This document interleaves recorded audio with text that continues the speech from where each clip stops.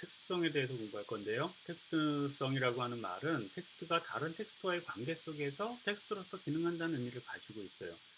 어, 따라서 이 상호 텍스트성이라고 하는 개념 자체가 원래 텍스트라고 하는 개념을 확장시킨 전제로서 설정된 개념이에요.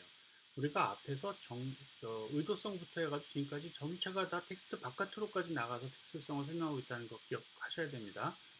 만약에 우리가 오늘 낮에 무슨 어벤져스라고 하는 영화를 본 영화 감상평을 읽고 있다고 가정해 보자고요. 그럼 그 영화 감상평은 텍스트예요. 아직 읽기 전에 텍스트인데 그 영화 감상평 안에는 마블에서 만든 이 어벤져스라고 하는 영화에 대한 내용이 담겨 있어요. 그러니까 마블 영화인 어벤져스라고 하는 것은 텍스트가 되는 거예요. 텍스트가 이 텍스트 안에 들어가 있는 거죠. 그런데 이 마블 영화는 마블 만화인 어벤져스의 바탕을 두고 있는 거죠. 한두 작품이 아니라 여러 작품에서 뽑아가지고 이 영화를 만들었으니까 이 마블 만화 역시 이 영화에 대한 텍스트가 되고 있어요. 이게 점점점 적었는데 뭐 여러 방향에서 사실 텍스트가 있을 수 있겠죠. 이를테면은 영화 감상평에 텍스트에 해당되는 건 마블 영화를 만든 감독으로 텍스트가 옮겨가서 그 감독을 배출한 대학 영화학과로 텍스트가 갈 수도 있고 또는 뭐 그 감독의 친구들 같은 그 경향을 가지고 있는 친구들 또는 이 마블 영화가 SF 영화니까 그 SF 영화의 장르로 텍스트가 확장될 수도 있는 거죠. 이렇게 해서 하나의 텍스트는 그 텍스트와 텍스트 안에 들어와 있거나 텍스트와 연계되어 있는 무수히 많은 다른 텍스트의 관계 속에서 텍스트로서 기능한다라고 얘기하는 겁니다. 여러분들이 만약에 교사로서 독후감을 읽고 독후감 잘 썼어 못 썼어라고 판단을 내린다면 그 판단의 기반에는 독후감에 대한 여러분들의 일반적인 경험들이 다 텍스트로서 작용하고 있다고 볼 수도 있어요. 그 중에서 잘 쓴 텍스트, 그 중에서 못 썼던 텍스트, 텍스트에 대한 지식들, 그 지식을 다루고 있는 텍스트들, 뭐 이런 것들이 다 들어와 있다고 볼 수 있는 거죠. 편지는 어떤 편지에 답장을 쓴다고 하면 그 답장은 어떤 편지에 대해서 만약 그 편지가 읽었던 어떤 소설에 대해서 이야기하고 있다면 편지의 답장 안에는 이미 있었던 그 많은 텍스트들이 개입해 들어와 있다고 볼 수 있습니다. 어, 이 텍스트성까지 포함해서 상호 텍스트성까지 포함해서 지금 우리가 본 텍스트성 개념이 7가지였어요. 7가지.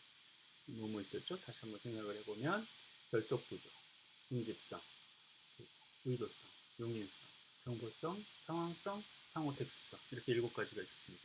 이 중에서 결속 구조하고 응집성 뭐와 연결시켰었죠? 결속 구조라고 하는 건 일관성, 응집성은 통일성을 연결시켰었는데요. 이런 개념들 말고는 전부 다 텍스트 바깥의 요소들에 관련되어 있는 것이 우리가 알 수 있죠. 그래서 여기서 알 수 있는 시사점은 텍스트성 요소라고 하는 게 텍스트의 내적인 요소만으로는 텍스트가 어떤 의미를 지시하거나 표현하거나 전달하기 어렵다는 것을 반증해주고 있는 걸 알 수가 있어요. 그래서 이로부터 함축, 화용, 화행 등에 대한 관심들이 생겼어요. 함축이라고 하는 것 앞서 얘기했었죠. 말하지 않은 것을 의미하고 있다. 화용은 어떤 말은 특정한 맥락이나 상황에 적합하게 사용해야만 한다. 화행 어떤 말은 그것 자체가 행위로서 기능한다. 다시 말해서 텍스트라고 하는 게 진공 상태에 구성되어 있는 그런 조직체로서가 아니라 의미를 갖고 행위를 하고 맥락적인 의미를 갖고 뭐 그런 대로 관심을 확장시키게 만드는 기능을 하게 됐다는 것을 알 수 있습니다. 우리가 공부하지 않은 다른 그 텍스트성 요소가 몇 가지 더 있어요. 단계성이라고 하는 게 있는데 여러분들이 뭐 발단, 전개, 위기, 절정, 결말이나 기승전결이나 서론, 본론, 결론과 같은 것들은 각각 글에 있어서의 단계를 보여주는 거잖아요. 단계를 보여주는 개념인데 이게 단계성에 관련되어 있는 거예요. 글이 평면적으로 나열되어 있는 것이 아니라 일정한 단계를 따라서 구성되어 있다, 조직되어 있다 이런 뜻이 되는 거고요. 그러니까 짧은 글이든 긴 글이든 일정한 단계를 가지고 있는 것으로서 텍스트를 이해했을 때 텍스트의 의미가 명료해진다는 뜻이기도 합니다.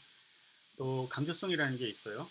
강조성은 텍스트는 특정한 부분을 강조하여 우리에게 전달해주고 있어요.